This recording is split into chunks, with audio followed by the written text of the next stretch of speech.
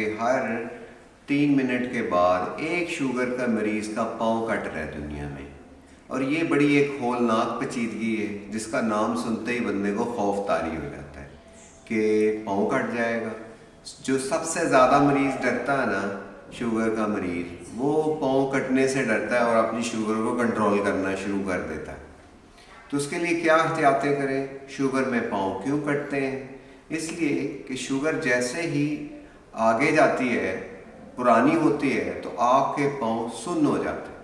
آپ نے سنا ہوگا بہت سے مریض کہتے ہیں، عورتیں خاص طور پہ کہ وہ بائک کے پیچھے بیٹھتی ہیں، ان کا جوتا اتر جاتا ہے، انہیں پتہ ہی نہیں چلتا، جوتا بستر پہ ہی لے آتے ہیں، ان کے پاؤں کی حس ختم ہو جاتی، تو انہیں کوئی بھی زخم ہو سکتا ہے، اور جب زخم ہو جاتا ہے تو وہ تیزی سے ٹھیک نہیں ہوتا، اور پھر وہ جس طرح کہتے ہیں نا ناسور، وہ ناسور بن جاتا ہے، وہ صحیح ہوتا ہی نہیں ہے، پھر پاؤں کاٹنے کی نوبت آ جاتی۔ تو کرنا کیا ہے؟ شوگر کے مریض کو اپنے پاؤں کا خیال چہرے سے زیادہ رکھنا ہے۔ چہرہ چاہے شیشے میں دیکھے نہ دیکھے، پاؤں نیچے سے ضرور روزانہ معائنہ کر کے سوئیں، اور پاؤں کو ویزلین لگائیں۔ پاؤں خشک نہیں ہونے چاہیے، ان میں کریکس نہیں ہونے چاہیے۔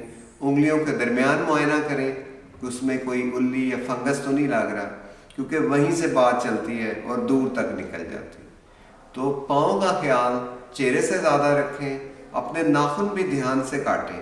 نیا جوتا لیں تو وہ گھر میں کسی اور کو پہنائیں، خود نہ پہنے۔ ہو سکتا ہے جوتا لگ رہا ہو، آپ کو پتہ ہی نہیں چلے گا، جوتے سے ہی زخم ہو جائے، اور زخم پھر ٹھیک نہیں ہوتے، اور جب ٹھیک نہیں ہوں گے تو پاؤں کاٹنے کی ریشہ پڑ جائے گا، پاؤں کاٹنے کی نوبت آ جائے گی۔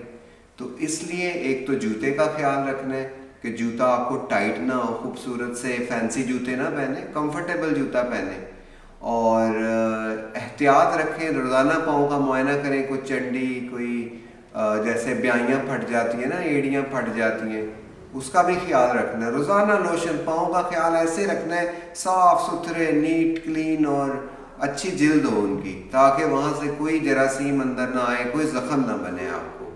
تو یہ ہے میرا پیغام کہ پاؤں کا خیال چہرے سے زیادہ۔